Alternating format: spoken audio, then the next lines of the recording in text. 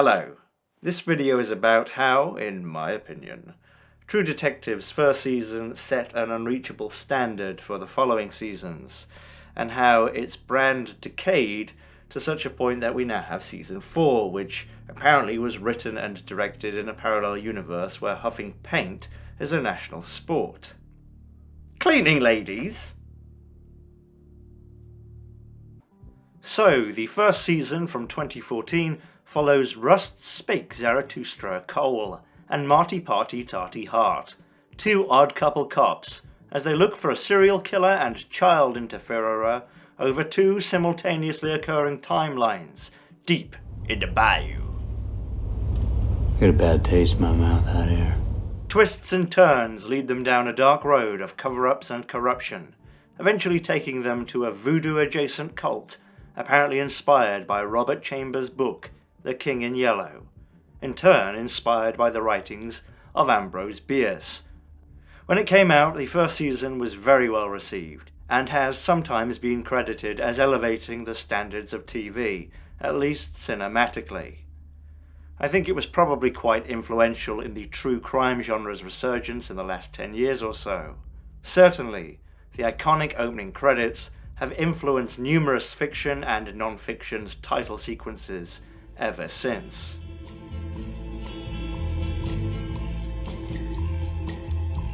Generally, True Detective's first season is held in high regard by fans, with the following two seasons met with mixed feelings, and the latest season mostly with contempt by people who aren't critics. And I agree with that general feeling, but why? Why, in my uninformed, meandering opinion, did True Detective lose its way? I think on paper, True Detective's first season might sound pretty generic. In fact, I think almost all of it is pretty cliched. We have two troubled coppers. Rust, played by Matthew McConaughey, is a super smart, angst-ridden nihilist who occasionally soliloquizes like a 17-year-old who just read 2/3 of Twilight of the Idols. He's also got synesthesia. He was undercover for years and went rogue, but his skills and ability have kept him in blue, because he's a brilliant interrogator, highly insightful investigator, and a special forces burglar. Also, he's an alcoholic, and his kiddie died, and he can smell the psychosphere. Marty Hart, played by Woody Harrelson, is the more down-to-earth kind of I'm a complicated cop cliché. He's also a bit of a drunk, and a total hypocrite, and although he's preoccupied with maintaining the moral high ground, he's actually never taken it. He's a cheater, a self-denier, a selfish arsehole, and ruled by emotion. And it doesn't just end there. The police chief's got the mayor or the DA or whatever up his ass. The killer is a horny, inbred swamp dweller. The story itself hits numerous cliches too. A powerful ring of paedophiles, protected by local politicians and facilitated by a swanky priest, is at the centre of a story about police and political corruption that's ultimately unravelled fairly easily. True Detective's first season was created by Nick Pizzolatto, then a literature professor. He adapted his own novel, Galveston, and he's the sole writer of the first season. Each of the 8 episodes were directed by Kari Joji Fukunaga. That level of individual control is pretty uncommon in films beyond a certain budget, but in flagship TV, it's very rare. I think that authorship was key to Season 1's success, but not its creator's authorship. I think that even though the characters are amalgams of cliches, they are believable, and the story is carefully structured in the way it builds tension and delivers payoff. But I think it's the direction and the charisma of the two leads that makes Season 1 standout fiction. I would call Fukunaga's handling of it restrained and almost workmanlike in the best possible way. Relatively simple but well-considered shots help create an atmosphere as thick as soup. The makeup is especially convincing in its simplicity and its use of light. But as successful as the direction is, I don't think the first season would be anywhere near as memorable if Rust and Marty were played by Kevin Sorbo and Kevin James, or anyone other than McConaughey and Harrelson. Listen, when you're at my house, I want you to chill the fuck out. Don't even mention any of that bullshit you just said to me. Of course not, Marty. I'm not some kind of maniac, right? Because of their convincing performances, and because the first season was always meant to be a one-off, I think it was really a lightning in a bottle type situation. The second season saw Fukunaga stay on as executive producer, but not as director. Instead, each of the 8 episodes were again written entirely or mostly by Pizzolatto, but were directed by 6 different directors.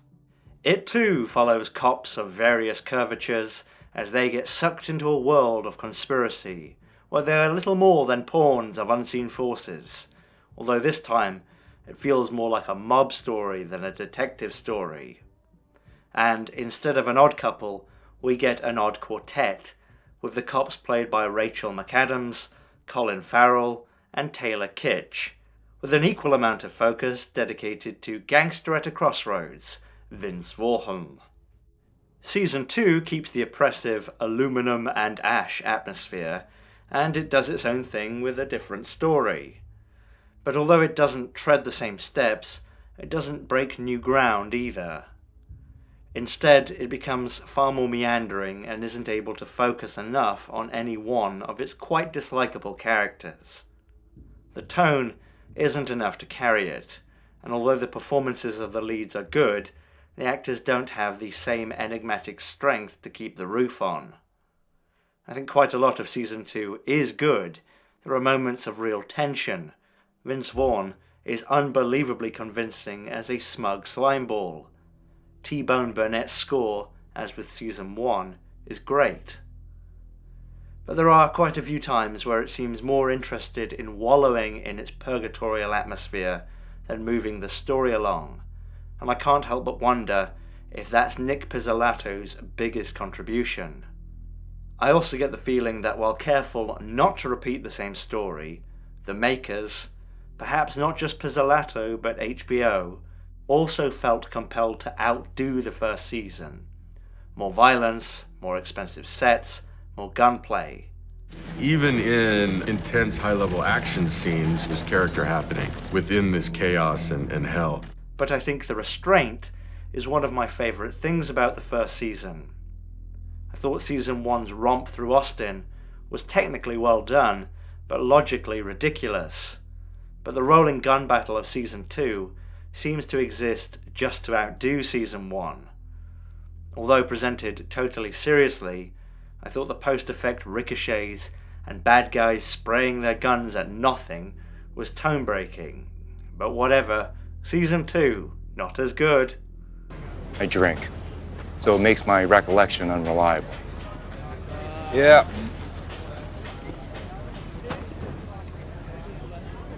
After the first season in 2014, Pizzolatto was contracted by HBO to write 2 more.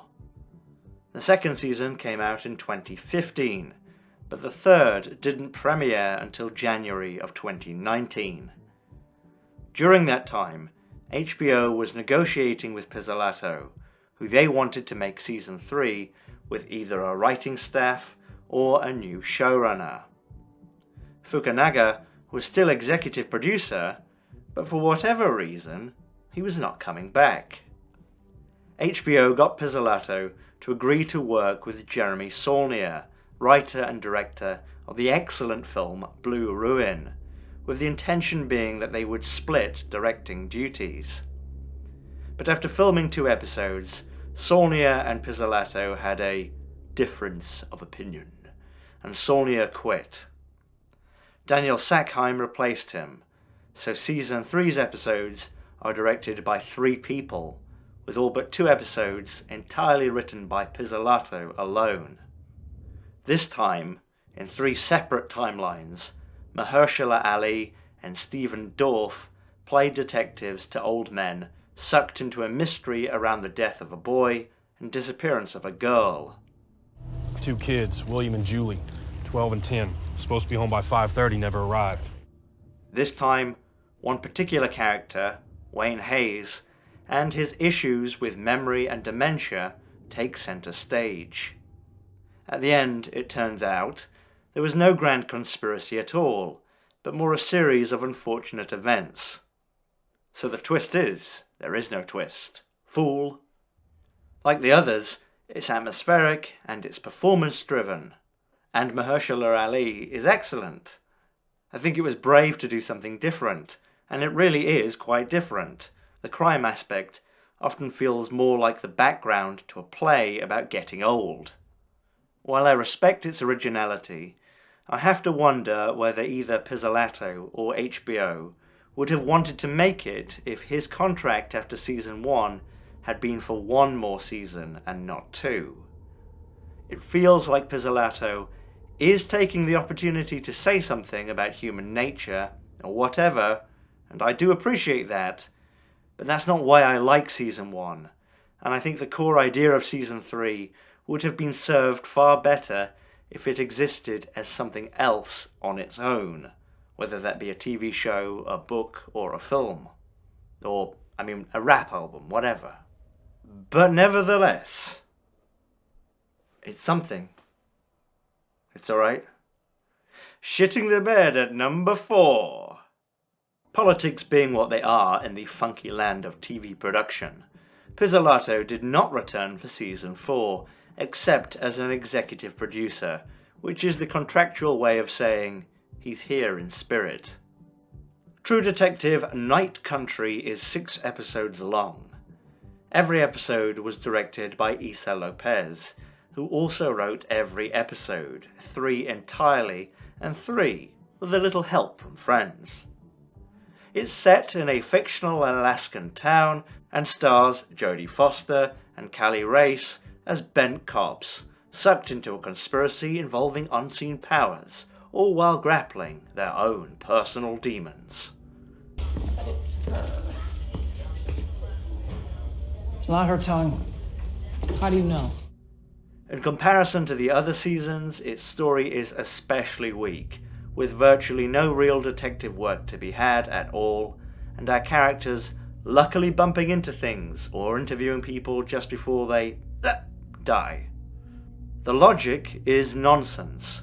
One character checks themselves into and out of a mental health facility, walks into the pitch black ocean in Alaska, and is found in the same night.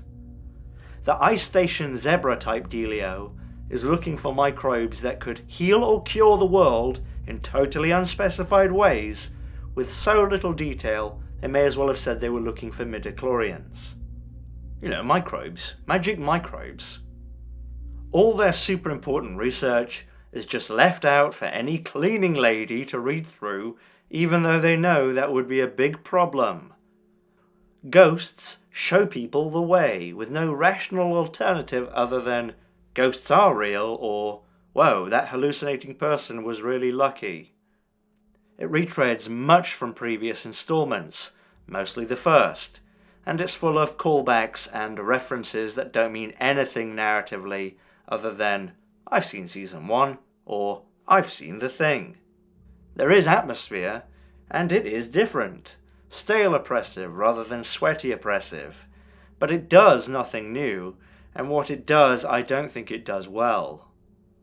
It takes the trippy images of the first season and turns that into a supernatural crutch, with Issa Lopez later saying that the story is supernatural or not, whatever you want.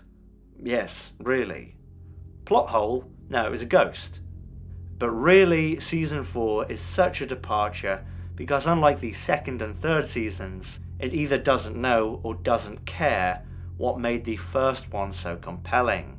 Instead, it goes through a list, hoping to check enough boxes to pass itself off as being related to that revered first season, hoping it can twist and turn its disparate, poorly explored themes, like a chat program rewriting the same 5 paragraphs over and over in new and exciting ways. It's not surprising that True Detective became this. It was surely inevitable that it would become another detective show, this one on HBO. Whether he wants to admit it or not, Pizzolatto told his story in Season 1, and it's now a brand, and really, Season 4 is just some supernatural detective miniseries with the True Detective name slapped on it. Because without that, no one would care. And literally, that is what it is. It was pitched by Lopez as a standalone show called Night Country. But hey, add some conspicuous references and blam, True Detective. And it shows. Finally, it doesn't really matter, doesn't really add to any point, but the final reveal of Season 4 was absurd. The detectives could have worked this all out if they'd have searched the crime scene properly. The ice caves were right next door. And then the killers just tell us what happened? It's a story about a crime we chose not to solve. Why not just call it Night Country? Why not just call number 3 Foggy Murder? Number 2 could be Vince Vaughn is Nasty Town. What do you think? Would you like to see True Detective Season 5 in space, on a space station, or maybe on a riverboat, like one that's been stranded a bit? No one can leave until we figure it out. Maybe. That's the video. So do let me know which one you'd prefer in the comments or what have you. If you've got any spare change you'd like to throw in my face, you can do that via Patreon or PayPal. I also accept carrier pigeon, but you probably won't get it back. Thanks very much. Bye-bye.